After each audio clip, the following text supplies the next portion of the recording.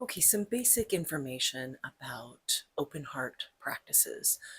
They're also known as loving kindness in the transcendental meditation tradition, but the practice is ultimately the same. Um, with open heart, it's just not including the spiritual part, which you can add in your own. Um, Open heart practices increase our compassion for ourselves and for other people. And the basic flow is, you pick a target of who you're directing, your love, peace, whatever you're trying to foster and generate. Pick your target, and then you build that in your heart. You direct that at your target, and then you expand and you choose another target. You don't have to go beyond yourself. There are times when we are in deep need of love and compassion and care. And when this is the case, just give it to yourself, right? Just direct that love, build it in your heart, and just give it to yourself. Keep you as the target when needed. And this is where the cave of safety can be really helpful, because when you can establish connection with wise old you, the part of you that will endure these things, and when you can connect with that and receive, give and receive love from yourself and parts of yourself, that empowers you radically to be able to give yourself what you need. So with open heart practices, just it depends on the imagery you're using for whether or not you'll connect with it. Work with imagery until you find the right one. And the net of Indra, right? That imagery is, I like that, came to me through reading a book that made reference to it.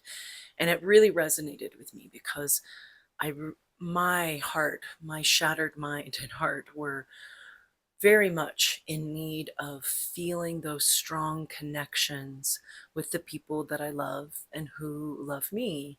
And I really needed to strengthen and increase that, because that's also what helped keep me tethered to the world. So, open heart practices increase your brain waves. And so that's why they can be helpful with depression. However, when you can't feel them, when you can't connect with the feelings of love and compassion or any of those things, when you can't feel them in your heart, that's not a flaw in you.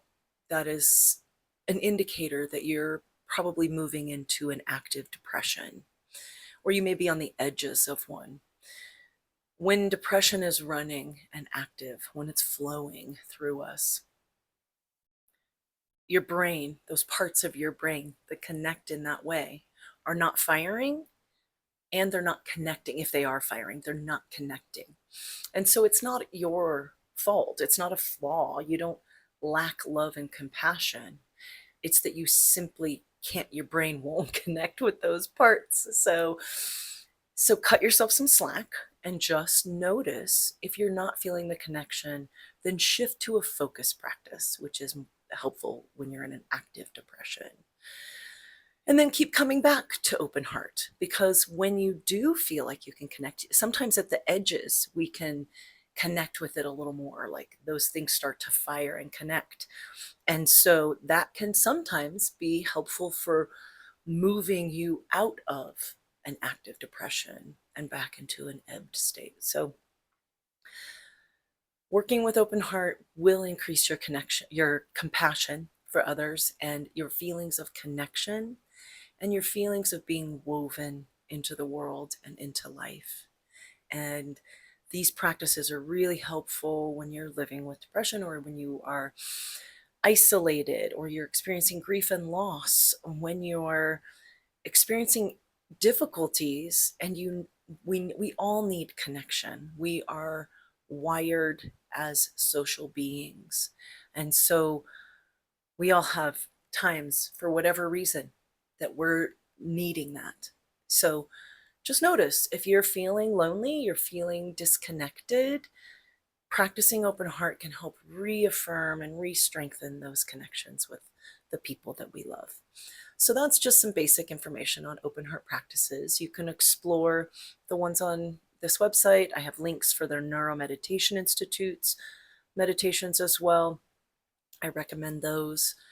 Um, but be kind to yourself and don't judge yourself if you can't connect with these feelings. That's not a flaw in you.